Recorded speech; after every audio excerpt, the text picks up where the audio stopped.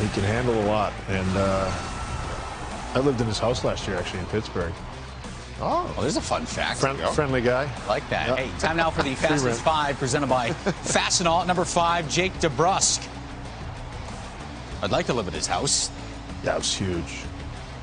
Look at this. Extends his goal streak to 4 straight games. This guy's on a tear. It's always good when the two defenders collide and fall down. Yeah, that helps. You just go in. Slippery.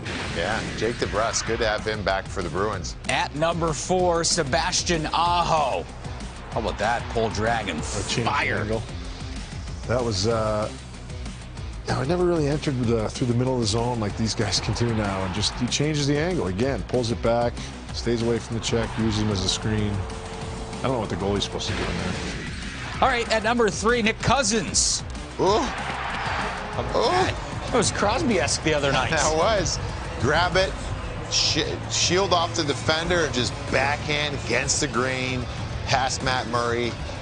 Gotta have a flat curve, flat stick. Flat curve seems contradictory, but flat stick, but heavy backhand there by Nick Cousins. At number 2, Jake Neighbors. How about the pass from Bobby Bortuzzo, and Neighbors comes in all alone.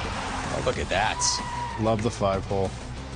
Great read right here. He's already gone. You see he's gone right when Bortuzzo has it. He's gone. He's by the D, and great finish. Speaking of guys who can finish, at number 1, the grade 8 on the backhand, nonetheless. I know. No flat curve on that one. Hey, he's got a nasty, nasty stick for backhanders, but he's the greatest goal scorer in the history of the game. And he shows why right there. Forehand, cuts in, brings it to the backhand. I don't know how much higher he can go on his backhand there, but he knows how to score goals and finds a way on that one. All right, coming into the night, 6 points out. The Washington Capitals, I think 10 games left, so 9 games left at this point. If they don't make the playoffs this year, what does next year look like for this team? Is it a retool on the fly? Is it a tear down? How does the future look in Washington? I actually think that they did a really good job at the deadline to kind of move some pieces and get some assets. They signed some players there. Their D-core's actually got some nice pieces in place, I feel like. They got TVR.